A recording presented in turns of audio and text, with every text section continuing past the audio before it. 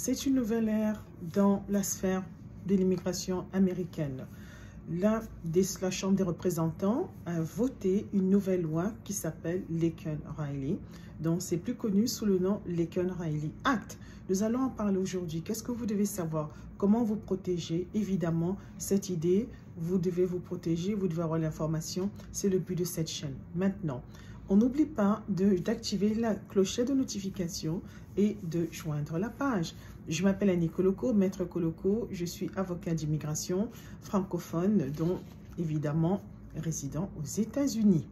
Maintenant, de quoi parle-t-on? Laken-Riley est une jeune femme, justement, qui malheureusement a perdu sa vie donc à la suite des actions d'un immigrant vénézuélien. Donc, cette loi, en fait, ça fait depuis l'année dernière que les républicains essaient de la faire passer.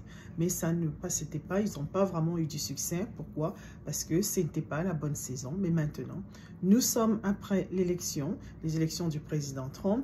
Le Congrès maintenant est en session parce que la rentrée du Congrès, c'était en janvier. Donc c'est là, c'est ce mois-ci. Et bien maintenant, les républicains ont toujours exprimé le fait que l'immigration étant une de leurs priorités, nous y sommes et maintenant on va en parler. Maintenant, ce que vous devez aussi savoir, c'est que je vais d'abord vous parler du processus, comment un texte comme ça qui se retrouve devant la Chambre devient une loi. Il faut comprendre que le Congrès américain, en fait, est constitué de deux chambres. Donc, il y a la Chambre des représentants, ce qu'on connaît en anglais sous le nom de House, et évidemment le Sénat, qui est évidemment et aussi voilà, connu comme le Sénat, comme on le connaît en français, mais de Senate. Donc, lorsqu'on veut passer une loi, la Chambre des représentants va donc justement voter cette loi et envoyer sa version au Sénat. Donc, c'est exactement là où nous sommes rendus.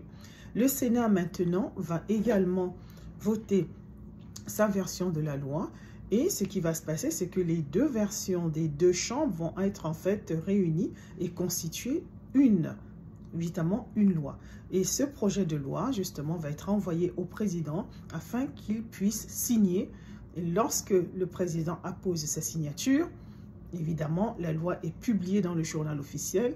Et voilà, c'est comme ça que maintenant, on obtient une loi qui est applicable sur tout le territoire américain. Donc, dans le cas de Laken-Riley Act, ce qui se passe, c'est que là, maintenant, la Chambre des représentants a déjà voté. Donc ça, évidemment, c'est très, très important, c'est significatif. Et encore plus, pourquoi? Parce qu'il n'y a pas eu vraiment d'opposition de la part des démocrates. Et maintenant que la loi est devant le Sénat, il y a environ plus de 40 sénateurs américains qui ont indiqué que, justement, ils allaient voter cette loi. Et ça s'explique parce que il faut comprendre que les choses ont énormément changé et que, évidemment, les démocrates se rendent bien compte que quand on parle d'immigration, ça devient extrêmement important pour les électeurs. Et vu qu'ils ont perdu, ils se rendent bien compte que les choses ne sont plus exactement les mêmes. En particulier parce qu'il y a un électorat hispanique qui a voté pour le président Trump. Donc, malgré la rhétorique anti-immigrante, ça a démontré aux uns et aux autres que de voter, justement, de dire qu'on parle de sécurité à la frontière et de parler, justement, de déporter en masse, n'a pas, en fait, refroidi les ardeurs évidemment, des électeurs hispaniques, justement, qui ont voté pour le président Trump. Donc, c'est ça, en fait, qui explique pourquoi, maintenant, on ne voit pas une telle résistance de la part des sénateurs démocrates. Et encore, ajoutons le fait que le sénateur, qui est le sénateur de l'État dont est originaire Laken-Riley, c'est un sénateur démocrate qui va faire face, en fait, à la réélection cette année. Et il a indiqué qu'il allait justement voter, qu'il allait se tenir fermement justement derrière cette loi. Donc, tout ceci pour dire qu'il est fort probable que cette loi, elle va passer, elle va être signée par le président Trump, puisque l'investiture de ce dernier aura lieu le 20 janvier. Donc, voilà. Donc, qu'est-ce que vous devez retenir quand on parle du Laken-Riley Act? De Laken-Riley Act, comme j'ai dit, nommé d'après cette jeune femme, et apporte un très grand changement en ce qui concerne le droit de l'immigration, en particulier pour ceux d'entre vous ou des membres de votre famille ou des amis qui, en fait, feraient face, justement, qui auraient commis certains crimes et qui ferait face justement soit à une mise en examen ou alors une conviction. Ce qu'il faut comprendre, c'est que dans la dernière loi de 1996, faisait un distinguo. Lequel? C'est-à-dire, pour que vous soyez en fait sujet à la détention obligatoire, il fallait avoir une sentence de 365 jours et plus. Oui. Et en même temps, avoir été condamné dans ce qu'on appelait aggravated felony, donc vraiment des crimes aggravés. Ça, c'était le premier point. Le deuxième point également, même si vous n'aviez pas justement été condamné justement 365 jours, non seulement il fallait aussi tout le temps démontrer que la conviction, elle était finale, c'est-à-dire que la condamnation était finale. Ben, le Laken-Riley Act, ben, il s'éloigne de ça. Pourquoi? Parce qu'en partie, il faut comprendre les faits qui entourent, en fait, malheureusement, ce qui est arrivé à cette jeune femme. L'immigrant vénézuélien qui a mis fin au jour de Laken-Riley, c'est quelqu'un qui avait été condamné pour vol à l'étalage. Donc maintenant, vous comprenez que l'analyse de la part des républicains, c'est de se dire que mais si cette personne qui avait été condamnée pour vol à l'étalage avait été mise évidemment en détention, puisque c'était un immigrant qui était sur le territoire américain de manière illégale, il n'avait pas un statut légal, mais peut-être que ça aurait pu éviter cette tragédie. Donc vous voyez exactement comment on en arrive là. Donc maintenant, ce que dit la loi, c'est que maintenant toute personne, on demande au Department of Homeland Security, donc au gouvernement fédéral, qu'ils ont l'obligation de mettre en détention toute personne qui a été accusée ou mise en examen et encore plus condamnée de crimes comme par exemple vol à l'étalage, dont justement, évidemment, si vous entrez chez quelqu'un par effraction, de dire ça va être automatiquement la détention. Donc, c'est un très grand changement. Il y a beaucoup d'analystes qui se disent, mais là, on entre dans une ère où on assume déjà la culpabilité. Parce que la détention, quoi qu'on dise, et je m'attends quand même qu'il y aura probablement beaucoup de litiges par rapport à ça, c'est une privation de la liberté de quelqu'un. Parce que quelqu'un peut être mis en examen, quelqu'un peut en fait même avoir été arrêté, mais ceci ne veut pas dire automatiquement que la personne va être condamnée. Donc c'était ça en fait qu'on appliquait sous la loi de 1996. Mais maintenant, non, c'est fini. Donc il demande cette loi, mais vous avez l'obligation de le faire. Maintenant, évidemment, il faut aller encore plus loin. La deuxième partie, c'est non seulement c'est ça, mais ils ont aussi le droit, les États, et ça c'est encore un grand changement, de poursuivre le gouvernement fédéral si celui-ci, en fait, ne s'acquitte pas de ses obligations. Oui, mais pourquoi c'est très, très différent? Mais c'est parce que le gouvernement fédéral, normalement, a le droit, selon la Constitution, justement, d'appliquer la loi d'immigration. C'est pour ça que la loi d'immigration, elle est fédérale. Mais ça, en fait, c'est là où on voit l'influence justement des républicains. Parce que les années qui ont précédé, beaucoup d'États républicains, en particulier le Texas, ont poursuivi le gouvernement fédéral en mettant comme argument, en disant mais que le gouvernement fédéral avait failli à ses obligations. Par exemple, de sécuriser la frontière, etc., etc. Mais c'est exactement ça qu'on trouve ici. Maintenant, c'est extrême, c'est extraordinaire. C'est que ça permet aux États maintenant de s'ingérer dans le domaine privilégié qui est celui du gouvernement fédéral.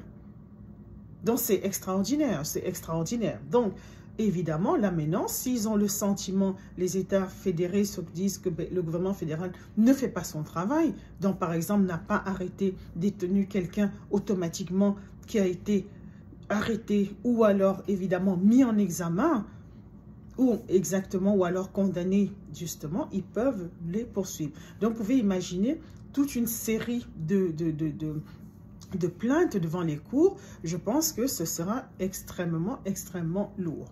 Parce que le gouvernement aurait à justement se défendre à tous les niveaux. Donc ça va avoir un effet et c'est justement l'idée qui, c'est l'idée qui est recherchée. C'est ça, c'est l'effet recherché. C'est ça.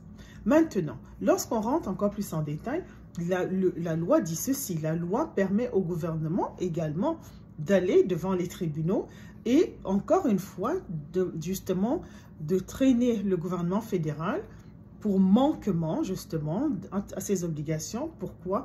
En disant que, parce que le gouvernement fédéral ne remplit pas ses obligations en appliquant le droit de l'immigration comme il devrait être, mais ça a causé du dommage aux citoyens de ces États.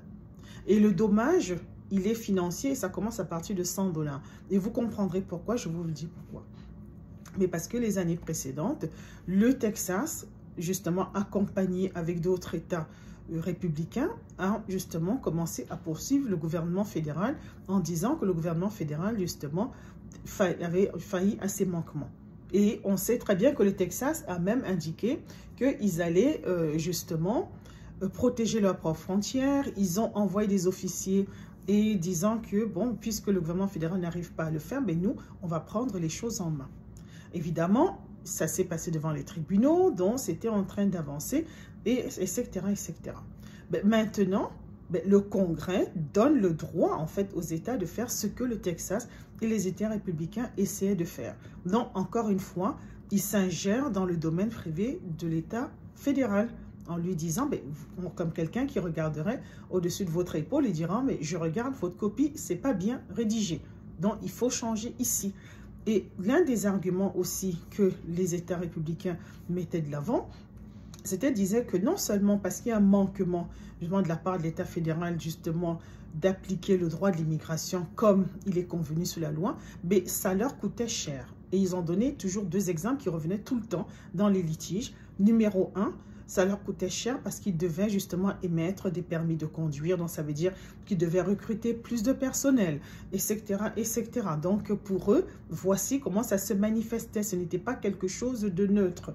Et deuxièmement, ils devaient justement éduquer, évidemment, les enfants d'immigrants. Donc, ça veut dire qu'il faut, encore une fois, ce sont des ressources qui doivent être déployées à cet effet. Donc, voilà, ça c'était des arguments qui reviennent. N'oublions pas, évidemment, c'est en ce qui concerne aussi les hôpitaux, parce qu'il y a aussi ça. Par exemple, on parle du droit du sol, parce que ça va revenir éventuellement, où on va dire que quelqu'un qui va à l'hôpital, voilà, qui donne la vie, etc. Donc, on est obligé, l'État est obligé d'absorber ses coûts. Donc, c'est pour ça que vous verrez que, par exemple, au Texas, le gouverneur du Texas a demandé aux hôpitaux maintenant de s'enquérir du statut d'immigration des uns et des autres avant de prodiguer les soins. Évidemment, ça a créé un tollé. Donc, évidemment, les médecins n'étaient pas d'accord parce que, n'oublions pas qu'on parle du serment d'Hippocrate. Do no harm. Mais évidemment, je m'éloigne devant, c'est ça en fait qui revient dans cette loi. Vous comprenez que maintenant, ils ont codifié en disant, mais voilà, ils pourront se baser, le Congrès nous donne le droit de poursuivre le gouvernement fédéral et de demander au gouvernement fédéral de nous rembourser d'abord et même d'arrêter sa politique de manquement d'application du droit de l'immigration. Voilà. Donc, en particulier, ils ont donné des exemples bien précis et on va en parler maintenant. Donc, ils ont dit, par exemple, si le gouvernement fédéral décide de relâcher quelqu'un qui est en détention, l'État peut poursuivre. Donc, imaginez dans un État et voilà, le gouvernement de cet État est en fait au courant que vous étiez en détention et maintenant on vous a relâché, ils peuvent en fait poursuivre le gouvernement fédéral à cet effet. Qu'est-ce que ça veut dire? Ça veut dire que si vous êtes en détention, ça va être probablement plus compliqué pour vous d'obtenir justement la libération conditionnelle puisque le gouvernement fédéral va comprendre que bon, ils ont peut-être besoin de faire très attention par rapport à ça parce qu'ils ne veulent pas être poursuivis. Maintenant, une chose qui est certaine, c'est qu'ils disent aussi qu'ils peuvent les poursuivre, par exemple, s'ils ne remplissent pas leurs obligations en admettant des individus aux États-Unis que eux, les États fédérés, considèrent qu'ils n'auraient pas dû être admis. Par exemple, ils n'avaient peut-être pas la paperasse, ils ne remplissaient pas les critères d'admission. Donc ça, c'est un motif suffisant. Et en même temps, ils ont dit également que ça concerne les demandeurs d'asile lorsqu'ils vont justement, devant les officiers et ils ont des interviews. Ben oui, donc on rentre là vraiment, vous comprenez que c'est vraiment l'agenda républicain qui se dessine. Voilà, en effet, et après cela, ils disent également que les États fédérés ont le droit de poursuivre justement, le gouvernement fédéral et ça c'est très important. Il faut comprendre ceci, si vous êtes en procédure de déportation et que voilà, vous vous retrouvez justement expulsable, vous avez un ordre de déportation, normalement il faut la coopération de votre pays et ce pays doit coopérer avec le gouvernement américain pour qu'on puisse vous rapatrier chez vous. Bon, il y a des pays qui, malheureusement ou heureusement, dépendant ou comment on voit la chose, qui, eux, ne coopèrent pas ou alors qui sont un peu réticents. Donc, c'est-à-dire, ils ne sont pas aussi, voilà, ils ne le font pas de manière aussi rapide que voudrait le gouvernement américain. Mais maintenant, selon la loi, ce qui est implicite, c'est que si votre pays maintenant traîne la patte ou refuse de reprendre ses citoyens, le gouvernement fédéral peut décider d'arrêter d'émettre des visas pour tous les citoyens de ce pays. Donc, vous voyez que c'est une sorte de pression. Donc, si maintenant les États fédérés se rendent compte que, bon, voilà, ça n'a pas été appliqué, ils peuvent poursuivre le gouvernement fédéral en disant, mais vous devez arrêter d'émettre des visas à ce pays parce que eux, ils n'ont pas coopéré ou ils ne reprennent pas leurs citoyens. Et ça, c'est très important parce que, imaginez, il y a des gens qui viennent comme visiteurs, qui viennent comme quoi, comme étudiants, etc., etc. Donc, vous comprenez que ça peut être quelque chose de très, très efficace, n'est-ce pas? Donc, ça veut dire que vraiment les États fédérés vont vraiment surveiller le gouvernement fédéral. C'est extraordinaire.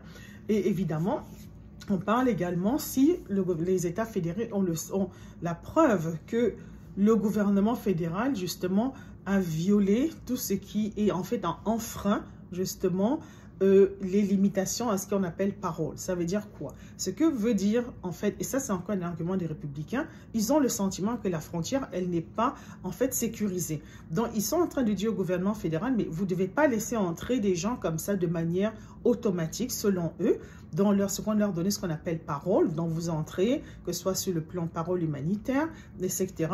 Donc, selon eux, ça doit être au cas par cas.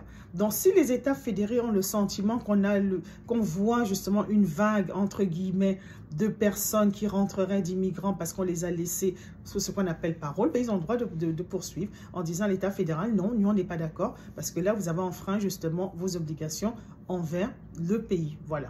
Et finalement, si vous êtes entré aux États-Unis et que vous avez eu un ordre de déportation et qu'on vous a en fait justement, ou alors vous avez un ordre de déportation, on vous a demandé de partir, mais automatiquement, en fait, on demande à l'État fédéral de vous mettre en détention. Oui, donc si maintenant ce n'est pas fait, les États fédérés ont encore le droit de le faire et de demander au gouvernement fédéral, justement à travers la Cour, demander enjoindre le gouvernement fédéral d'appliquer la loi. Donc ça, en fait, on se rend bien compte que c'est vraiment un agenda républicain, c'est vraiment justement une application de loi qui est assez sévère, donc qui viendra. Donc c'est pour dire qu'au-delà même du fait que certaines personnes qui pourraient se retrouver, par exemple, en détention parce que justement ils ont commis des crimes, ici on parle des crimes contre la propriété, mais non, il y a également d'autres situations que j'ai énumérées maintenant qui feraient que ça pourrait toucher pratiquement tout le monde en fait. Donc il faut faire très attention. Donc quand vous entrez là-dedans, et on parlera la prochaine fois de justement qu'est-ce qui se passe quand on est en détention, comment on se défend contre la détention. Mais voilà, donc j'espère que ça vous a un peu éclairé. S'il vous plaît, laissez-nous des commentaires, des questions. Merci beaucoup de nous avoir suivis. Je m'appelle Annie Koloko, je suis avocat d'immigration. Merci et à bientôt. Au revoir.